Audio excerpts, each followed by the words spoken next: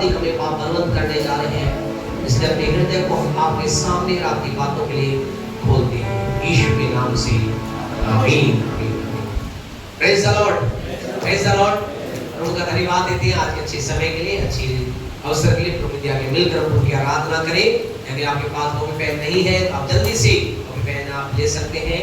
अगर आपके पास है तो अच्छी बात है, नहीं है तो आप ले जल्दी से। भाई हमारे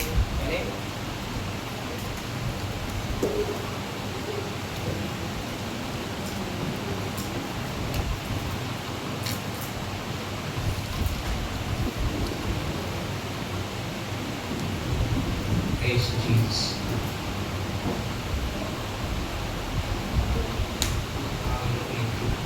Praise the Lord. सबके पास हो गया आगे? Praise the Lord. Okay, प्रभु के नाम में आप सबका स्वागत है। एक बार फिर प्रभु की उपस्थिति में आप लोग आए। परमेश्वर आपको आशीष दे, बरकत दे। जल्दी से परमेश्वर के वचन के अंदर हम चलेंगे और विश्वास कर रहे हैं, करते हैं कि आप लगातार उनकी बातों को समझ रहे हैं, सीख रहे हैं और उनके अनुसार चलने का प्रयास कर रहे हैं। हम इन दिनों तक एक विशेष बात को देख रहे हैं और हम इस बात को देख रहे हैं कि हम जो परमेश्वर के लोग हैं, हमारे जीवन के अंतर्गत परमेश्वर जो कि हमारा जो सर्वबल है, हमारी ताकत है, और जो कि हमारा परमेश्वर एक प्लान तैयार करता है, जिसके बारे में देखा जो तीसरे स्वर पे अर्थात सबसे ऊंचे पर रहने वाला हमारा परमेश्वर है, जो एक प्लान तैयार करता है, योजना तैयार करता है आपके लिए और मेरे लिए और हमारे लिए। हमें से हर एक के लिए परमेश्वर एक अद्भुत योजना तैयार करता है, कर रहा है, उसने तैयार की है। लेकिन इस योजना को तोड़ने के लिए या इस योजना हमारे लिए पूरी ना हो, इसके लिए एक और है, वो क्या कर रहा है, वो क्या कर लगातार काम कर रहा है, रोक रहा है, बाधा को डाल रहा है और आपसे कहना चाहते हैं वो जय प्राप्त नहीं कर सकता, वो जय प्राप्त नहीं कर सकता। वो आपके मेरे जीवन के अंदर परमेश्वर की योजना पूरी होने से, जो परमेश्वर का प्लान है, परमेश्वर की योजना है, परमेश्वर की जो अद्भुत योजना है, एक डिवाइन प्लान जिसे हम बोलते हैं, जो कि परमेश्वर ने सारी मानव जाति के लिए तैयार किया, उसे वो शैतान तोड़ नहीं सकता। और इसके लिए हम क्या करें, उसके लिए हमारे जीवन में इस बात को देख रहे हैं, हमें किसकी आवश्यकता है, आत्मिक हथियार की आवश्यकता है। हमें स्पिरिचुअल जो स्पिरिचुअल आर्मर की हमें आवश्यकता है। और इसके लिए हम इफिसियों के पत्र का 6 अध्याय से अध्ययन कर रहे हैं। वे देख रहे हैं कि परमेश्वर ने आपको मुझे, परमेश्वर ने क्या कहा, परमेश्वर ने कहा कि निदान प्रभु में और उसकी शक्ति के प्रभाव में क्या हो जाओ, बलवंत बनो। 6:10 में से लिखा है क्या करो, निदान प्रभु में और उसकी शक्ति के प्रभाव में बलवंत बन जाओ। प्रभु में तुम बलवंत बन जाओ, स्ट्रॉन्ग हो जाओ, सामर्थ्य हो जाओ, सामर्थ को तुम प्राप्त करो। और इसके लिए तुम क्या करो, इसके लिए परमेश्वर वचन कहता है क्या करो, 11 वो क्या कहता है, इसलिए अपने परमेश्वर के सारे हथियार क्या करो, बांध लो। और फिर 13 के अंदर वो एक बार फिर कहता है परमेश्वर के सारे हथियार क्या करो, बांध लो, अर्थात परमेश्वर के सारे हथियार क्या करो, पहन लो, जिससे क्या कर सको, शैतान की जो युक्ति है उनका सामना कर सको। और 13 के अंदर वो क्या कहता है कि तुम क्या कर सको, शैतान की युक्ति का सामना कर सको और बुरे दिनों में क्या कर सको, खड़े रह सको, स्थिर रह सको। इसके लिए आपसे कहना चाहते हैं हमें आत्मिक हथियार की आवश्यकता है। आत्मिक हथियारों को आपसे कहना चाहते, ध्यान से सुनिए, हमारा ध्यान पूरा आप पर रहेगा। आपके पड़ोसी को क्या करें, बीच बीच में उत्साहित करते रहे, बोलते रहे, सुनिए, सुनते रहिए। हम कहें इसके लिए आपको समझना है। आज हम याद रखें, आप केवल मात्र यहाँ बैठने से कोई भी, जैसे कि एक व्यक्ति गैराज में जाने से, किसी भी बड़े से बड़े कंपनी के गैराज के अंतर्गत कोई भी कितना बड़े से बड़ा लोहा चला जाए, कितनी बड़ी कंपनी गैराज में चला जाए, जहाँ पर क्या होती है, गाड़ियां बनती है, महिंद्रा गाड़ी बनती है, BMW गाड़ी बनती है, वहाँ कैसा भी लोहा डाल दो, क्या वो वहाँ जाने मात्र से वो BMW बन जाएगा, वो लोहा बन जाएगा? नहीं बने। उसके साथ कुछ किया जाता है, तराशा जाता है, काटा जाता है, पीटा जाता है। आपसे कहे मात्र आप इस बात को समझे, मात्र परमेश्वर के भवन में आने मात्र से आपके जीवन में इस व्यक्ति के में काम नहीं होगा। अच्छा है आप आए, इसका मतलब ये मत करना बोले क्या जाने की जरूरत है आना तो है, लेकिन आने के बाद आपको इसके ऊपर ध्यान देना है। तो हमने पहले हथियार के बारे में देखा था। पहला हथियार क्या है? क्या जी? बिल्कुल सही। पहला है हमारा उद्धार का टोप। दूसरा क्या है? दूसरा है हमारा धार्मिकता की झिलम। आपको रख लेना है, ठीक है? धार्मिकता की झिलम, ये आपका धार्मिकता की झिलम है। और तीसरे के ऊपर हम बातचीत कर रहे हैं जो क्या है? सत्य। सत्य से हमें अपनी कमर को कसना है। तो हम तीसरे ऊपर बातचीत कर रहे हैं, तीसरे हथियार के ऊपर बातचीत कर रहे हैं। हम देख रहे हैं सत्य के बारे में, सत्य के बारे में हम देख रहे हैं। अब पिछली बार हमने सत्य के बारे में बहुत सी बातें बताई, बहुत सी किया। फिर आपने कहा गया कि भाई प्रार्थना करो, तो उन्होंने प्रार्थना ऐसी करी, ऐसी करी, ऐसी करी। जो सिखाओ से कोई तालमेल मेल जोल नहीं था। हम इसका मतलब सोचते हैं इतनी देर बोला किया, क्या प्रार्थना है? किस बारे में? सत्य। क्या सत्य के बारे में बात कीजिए? सत्य क्या है? जी सत्य क्या है? क्या बताया था? सत्य क्या है? जी क्या सत्य है? परमेश्वर का वचन। और पूरी प्रार्थना जिसने की थी, किसने की थी? यीशु मसीह तू सत्य है। यीशु भैया बताए नहीं तो हमें समझना है आपका ध्यान कहाँ है। हमें बात देते आप क्या? हम क्या है? बच्चों बचकानी हरकतें ना करें। Be serious. आप यहाँ हैं, समझे। अरे इस चीज के लिए हमें तो प्रतिफल मिलेगा। Praise the Lord. हम तुम्हारी मेहनत का प्रतिफल मिलेगा, लेकिन हम चाहते हैं आपको प्रतिफल मिले। ध्यान दे। तो वो क्या है? सत्य क्या है? परमेश्वर का वचन। पहला जो सत्य है, फर्स्ट सत्य के बारे में हमने देखा था, वो क्या है?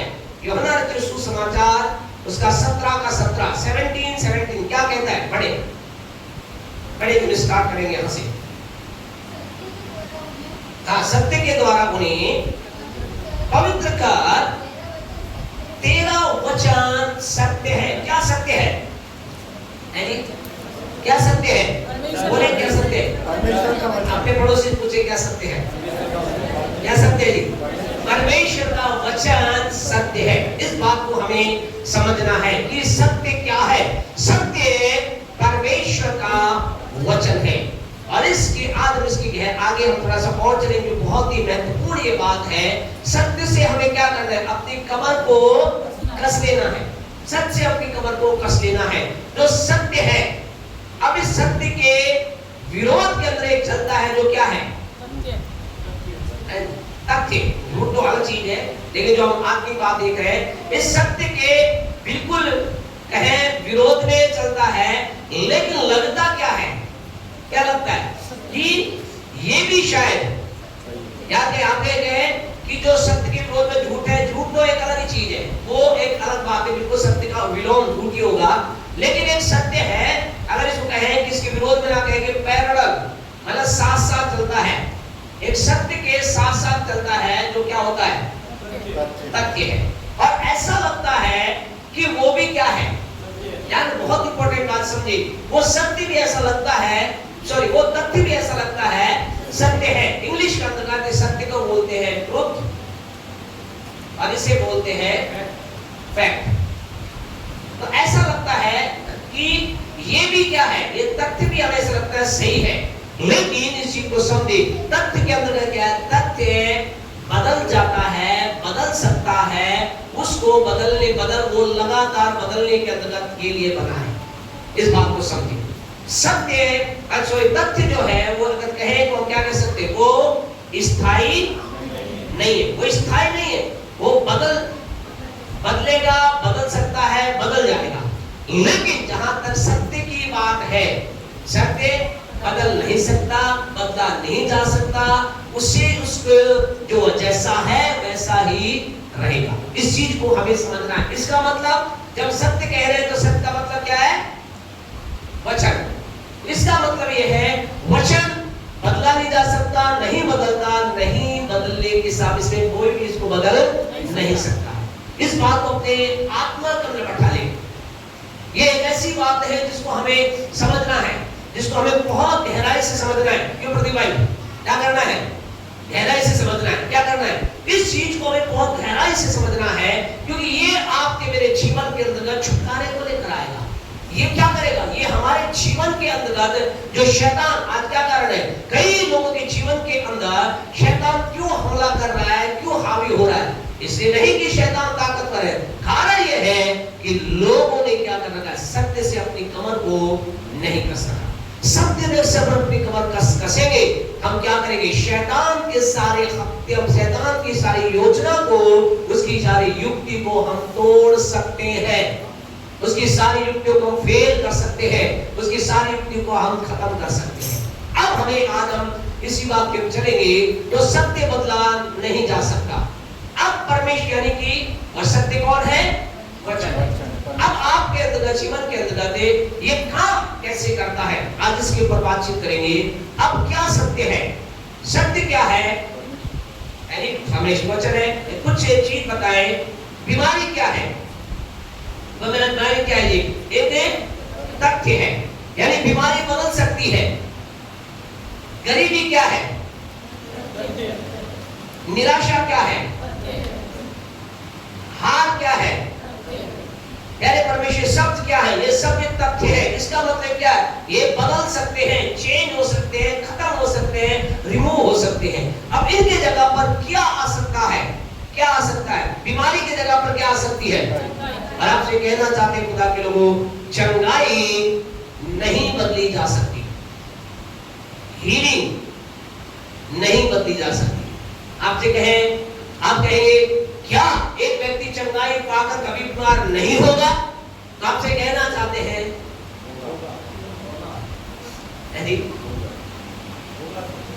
होगा, होगा 100% आप गलत हैं। आपसे कहना चाहते हैं व्यक्ति चंगाई प्राप्त करके बीमार नहीं होगा। अगर ये चंगाई भी बीमारी बदल जाए तो चंगाई क्या हो गई? तथ्य हो गई। ये तो सत्य ना। आपसे कहना चाहते हैं चंगाई बीमारी के अंदर चंगाई अगर हमने पाई है तो चंगाई बनी रहेगी, इसे नहीं बदला जा सकता है, नहीं बदला जा सकता है।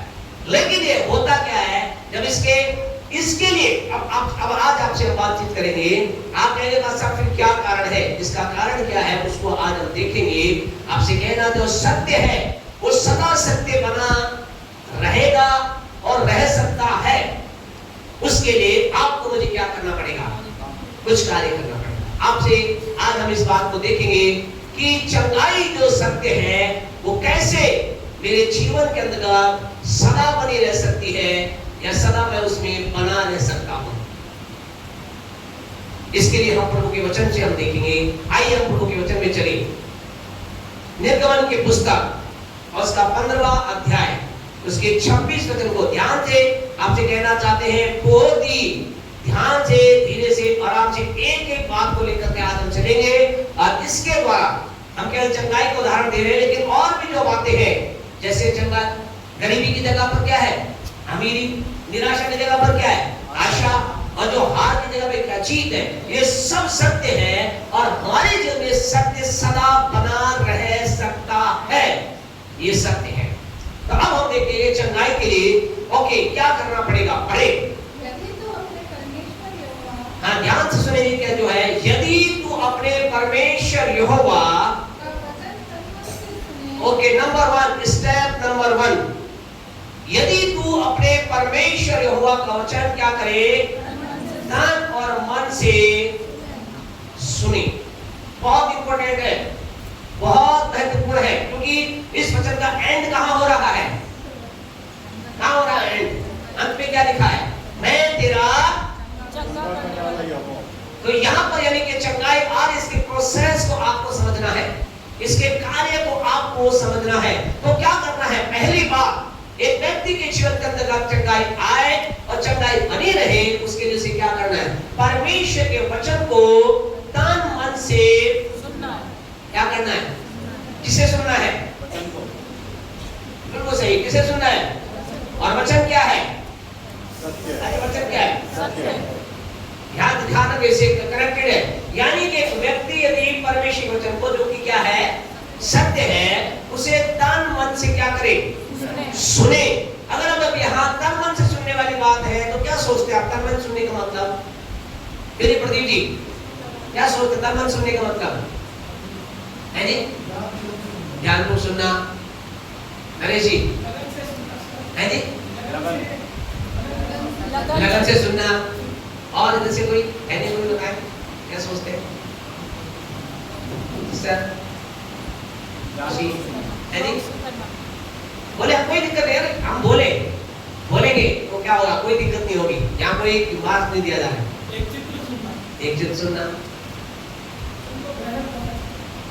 ग्रहण करना और तन मन से सुनने का मतलब, जब वो कह रहा है कि तू क्या करे, वचन को क्या करे, तन और मन से सुने, यानी परमेश्वर ने क्या लिखा है, तो परमेश्वर मेरे वचन क्या सुने, तन और मन से सुने।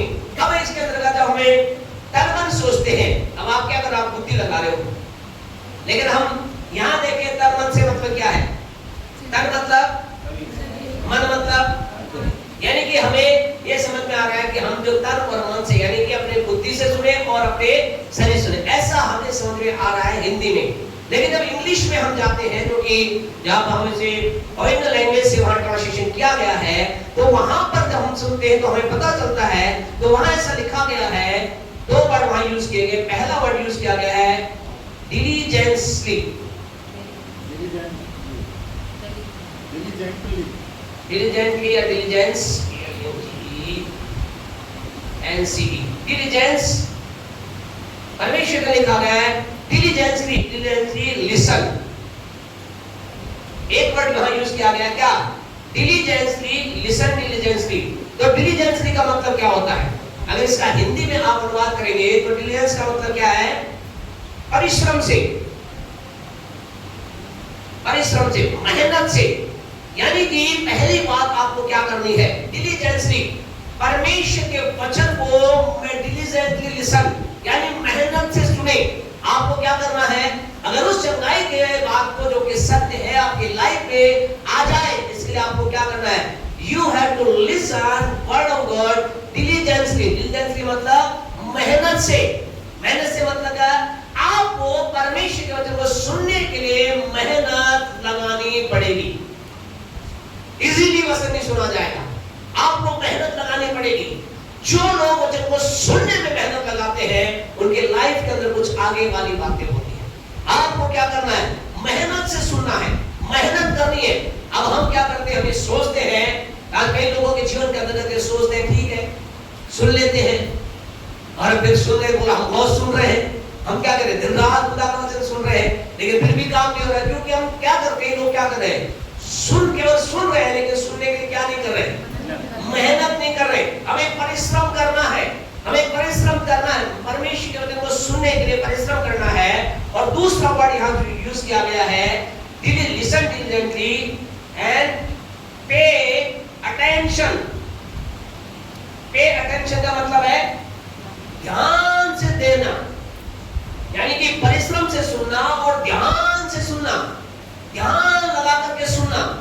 ध्यान लगा करके सुनने के द्वारा आपसे कहना चाहते हैं कार्य हो जाएगा, आपके लाइफ के अंदर कुछ हो जाएगा। इसी को थोड़ा सा आगे देखिए, नीति वचन 4:22 को पढ़े, क्या लिखा गया है, नीति वचन 4:22 को पढ़े, नीति वचन प्रोवर्ब्स 4:22 पढ़े।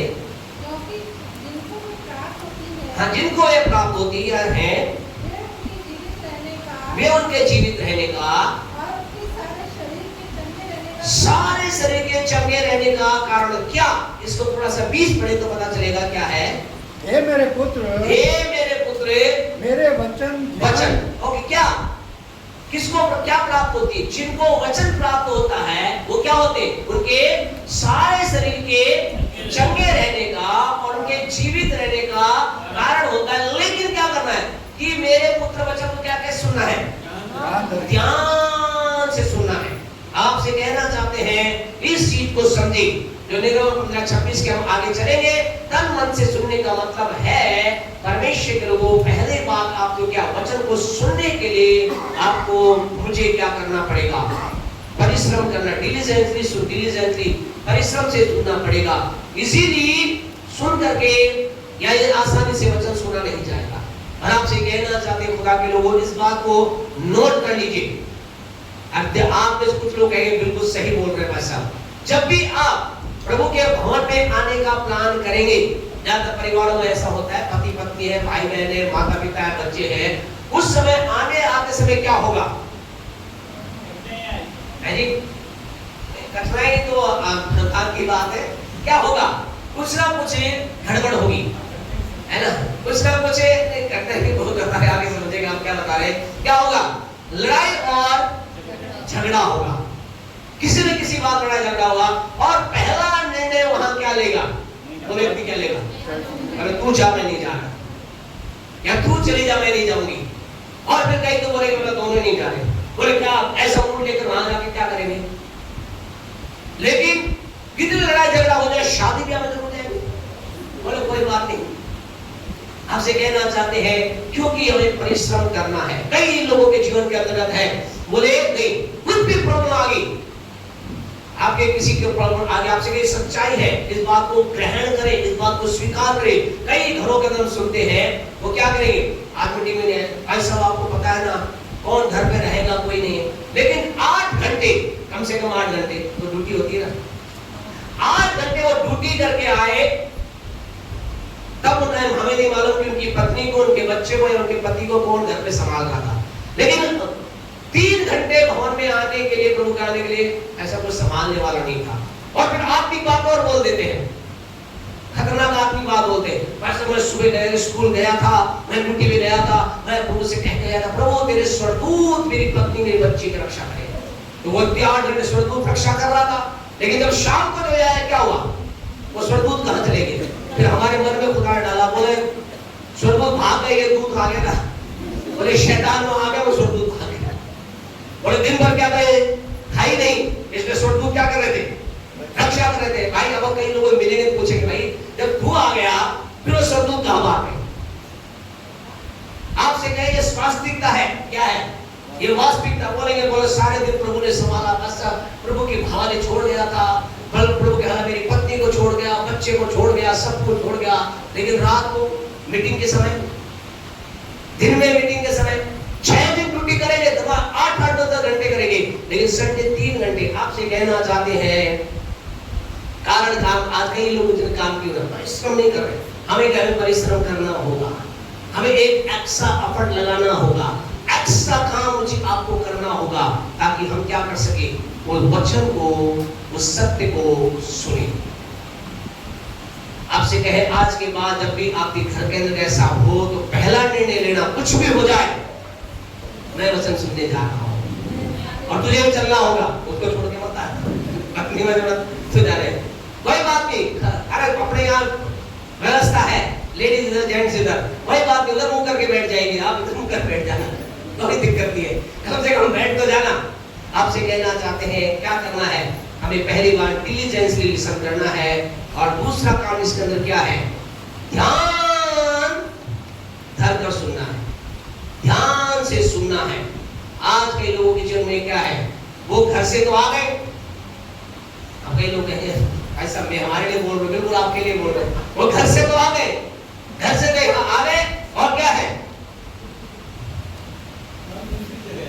अरे नहीं भैया, दूसरे घर पता नहीं मर रहे तले गए।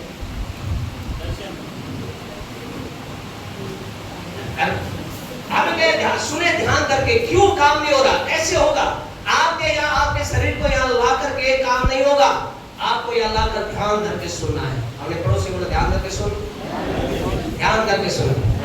आपसे कहना ध्यान देना होगा, एक एक वर्ड पर ध्यान देना होगा, क्या बोला जा रहा है। आपकी पूरी निगाह, पूरी आपकी आंखें, क्या बड़ी बड़ी आंखें हमारी तरफ निकली रहनी चाहिए, या वहां आपको वहां तक आपका पूरा ध्यान होना चाहिए। आपसे कहे ध्यान करके सुने, आपसे कहे 1 महीने नहीं 1 सप्ताह में आपकी लाइफ में कुछ अद्भुत हो जाएगा, शांति कुछ हो जाएगा। आपसे कहे ध्यान करके सुने। हमारा ध्यान कहाँ है? बच्चों की तरफ है, दूसरी तरफ है। अपने बच्चों को हटा दिया करो, निकाल दिया करो बाहर, फेंक दिया करो कहीं और, अलग चले जाओ यहाँ से। मेरा ध्यान कहाँ है? वचन की तरफ है। आपसे कहना चाहते हैं ध्यान करके सुने। ध्यान करके सुनने का मतलब गौर से सुने। कई लोग घरों के अंदर क्या है, चल रहा है सब कुछ, आपसे कहना चाहते हैं आप जैसे सुन रहे हैं उसका कोई दिक्कत नहीं। आप ऑनलाइन सुन रहे हैं, ऑफलाइन सुन रहे हैं, कोई दिक्कत नहीं। क्या होना चाहिए? आपका खाना बन रहा है, आपका ध्यान जो वचन आपने लगा उसमें होना चाहिए। आप घर में काम कर रहे हैं, आपका ध्यान कहाँ होना चाहिए? जो चल रहा है गीत चल रहा है, गीत का आपका ध्यान होना चाहिए। आपसे कहें हम लाइफ में इस चीज को लागू करने की कोशिश करते हैं। कई बार हमारे बच्चे, हमारी पत्नी बोलते हैं सुन नहीं रहे क्या? अरे पापा सुनेंगे नहीं, और कुछ सुन रहे हैं। आपसे कहें हम ध्यान करके सुने, ध्यान से सुने, और आपसे कहें ध्यान करके सुनना हमारी लाइफ के अंदर एक चमत्कार को लेकर के आएगा। आपसे कहें प्रवचन क्या कह रहा है? निर्गमन 15:26 पे चलिए। पहला क्या करना है? तन मन से अर्थात परिश्रम से और ध्यान लगा करके सुनना है, उस संदेश उस गीत को सुनना है। आगे चले, निर्गमन 15:26 के आगे चले। और जो, हाँ जी, और जो उसकी दृष्टि में ठीक है, और जो उसकी दृष्टि में ठीक है वही करे, वही करे। तीसरा स्टेप, पहला परिश्रम से सुने, यानी कि ध्यान करके, दो वर्ड है, परिश्रम सुने, और दूसरा ध्यान करके सुने, और फिर क्या करें? तीसरी बात जो है, जो कुछ सुना है, क्या लिखा है? पढ़े दोबारा से। जो उसकी दृष्टि में ठीक है, यानी जो ठीक है, जो सुना है वही, जो सुना है उसके अनुसार ठीक है, जो उसकी दृष्टि में, यानी किसकी दृष्टि में? परमेश्वर की दृष्टि में। अर्थात जो वचन आपने सुना है उसके अनुसार ही आपको क्या करना है? काम करना है। उसके अनुसार वही करे जो आपने सुना है, वही करे जो आपने सुना है। अब यहाँ जो करने के ऊपर इसमें दो भाग करने पर है, लेकिन जहां चंगाई की बात है वहां चंगाई में केवल एक ही भाग है। ये भाषा हम क्या करें? हमने चंगाई के वचन को सुन लिया, आपने सुना, सुन लिया आपने चंगाई के वचन को। अब आप चंगाई के वचन को सुनकर क्या करें? आपके लिए क्या करना है? क्या काम है? आपसे कहना चाहते हैं, आपने जब उस चंगाई के वचन को सुन लिया, आपने सुन लिया यीशु के कोड़े खाने से मैं चंगा हो गया हूं, आपने सुन लिया कि अपने वचन को भेजकर चंगा करता है, आपने सुन लिया, सुने, तो उसके अंदर अगला काम क्या करना है? करना क्या है? उसके अनुसार करने के लिए आपको क्या करना है? जो आपने सुना उसका एक भाग है, उसे आपको क्या करना है? करने का, उस करने का एक ही, चंगाई के वचन के लिए यही है। चंगाई के वचन के लिए एक ही काम करना होता है, उसे क्या करना? आपको बोलना है, बोलना है, बोलना है। क्या करना? आपको बोलना है, आपको बोलना है। अब आपको क्या बोलना है? आपने जो 5 वचन चंगाई के ढूंढे हैं उन्हें आप क्या करें? बोले। 10 वचन आपने ढूंढे, उन्हें क्या करें? बोले। 20 वचन आपने ढूंढे, आप क्या करें? बोले। आपसे कहे पहले आप क्या करें? वचनों की संख्या बढ़ाएं, क्योंकि आपको क्या करना है? तन मन से सुनना है। तो यानी कि 5 बातों को सुने, 10 बातों को सुने, 20 बात को सुने, और फिर जो सुना उसे बोले। तो ये आपका काम है, आपको ढूंढना है। वचन के अंदर 5 वचन चंगाई के ढूंढना है, उन्हें आपको बोलना है। 10 वचन ढूंढना, उन्हें बोलना है। 20 वचन ढूंढ, 5 वचन से काम ना चले तो क्या करें? 10 वचन बोले। 10 से भी आपका काम ना चले तो क्या करें? 20 वचन को बोले। अब आपके पास अब इनके इससे काम नहीं हो रहा, फिर क्या करें? आपसे कहना चाहते फिर अब इनके लिए दूसरा, ये पहला तो है यानी कि संख्या, इनके क्या कर दे? संख्या बढ़ा दे, वचनों की संख्या बढ़ा दे। अब संख्या में काम नहीं आ रहा, दूसरा काम क्या है? टाइम। अब समय को बढ़ा दे। अभी आप दिन में कितनी बार बोल रहे हैं? एक बार बोल रहे हैं। एक बार 5 वचन बोल रहे हैं, काम आपका नहीं हो रहा, 2 बार बोलना चालू करें। 2 नहीं हो रहा तो 3 बार 10 वचन बोलना चालू करें, 20 बार बोलना चालू करें, उसको 10 बार, 15 बार, 20 बार आपसे कहे, काम को होना ही होगा। हालेलुया। आपके लाइफ के अंदर काम को होना ही होगा। आपसे कहे बढ़ा दें। पहले आप संख्या को बढ़ाएं। जैसे डॉक्टर क्या करता है? वाले इस डोज से पहले क्या करता है डॉक्टर? आधी दवाई देता है या कम डोज की दवाई देता है। तो बोले क्या भाई? जब जी क्या बोलेगा? ये लो जी 10 mg की है। फिर उसके बाद थोड़ा सा रहेगा तो 15 mg की देगा, फिर होगा 20 mg की, फिर और भी नहीं होगा तो और बढ़ा देगा। और आपसे कहे वो क्या डोज को बढ़ाता है, तो आपको क्या करना है? डोज को बढ़ाना। पहले संख्या की डोज बढ़ाना, पहले संख्या की वचन को ढूंढना, प्रयास करना पड़ेगा। नहीं हो तो कुछ वचन हम आपको बता देंगे, ठीक है? तो आपको क्या करना है? ढूंढना है। और संख्या की डोज बढ़ जाए, बहुत हो जाए, फिर क्या करना? टाइम को बढ़ा देना। डॉक्टर पहले क्या बोलता है? बोले दिन में 1 बार घूमना, फिर देखता भाई इसका भैया मध्य प्रदेश क्या है, अभी वैसा का वैसा है, मतलब कप रख के चाय चाय पी लो, ऐसा हो रहा है, तो क्या करेगा? तुम क्या करो? सुबह शाम दौड़ लगाओ, तो घूमो, फिर वो घूमने से बोलेगा दौड़ लगाओ, अगर क्या हो दौड़ बढ़ाता रहता है। तो आज आपसे कहे आप एक्सरसाइज बढ़ाएं, आपसे कहे बढ़ा के देखिए, आप कहेंगे मजा आ गया, आप कहेंगे हमारी लाइफ के अंदर कुछ अद्भुत हो गया, हमारे जीवन के अंदर से बीमारी भाग गई, हमारी लाइफ के अंदर बीमारी रुकी नहीं। आपसे कहना चाहती आपको मुझे क्या करना होगा? इन काम को करना होगा, इस चीजों को अपने व्यवहार के अंतर्गत हमें लाना होगा। और आपसे कहें परमेश्वर क्या कह रहा है, वहां पर परमेश्वर इस बात को बोल रहा है, निर्गमन 15:26 को पढ़े, क्या कहता है कि ये वचन क्या करे? यदि वचन तो तन मन से सुने और जो उसकी दृष्टि में ठीक है वही करे तो क्या होगा? आखिरी प्रभु कहता है फिर क्या होगा? जितने रोग मैंने मिस्त्रियों पर भेजे हैं उनमें से आपसे कहना मतलब इसका मतलब एक भी बीमारी आपके जीवन का हिस्सा नहीं, एक भी बीमारी आपके लाइफ में नहीं आएंगी। आप चंगाई के लिए बने हैं, बोलो मैं चंगाई के लिए बना हूँ, मैं चंगा होने के लिए बना हूँ। चंगाई एक सत्य है, ये बदल नहीं सकता। मैं चंगा हूँ, मेरे अंदर चंगाई है, क्योंकि परमेश्वर ने कहा है मैं तेरा चंगा करने वाला परमेश्वर हूँ। जोरदार ताली बजाए चंगा करने वाले परमेश्वर। हालेलुया।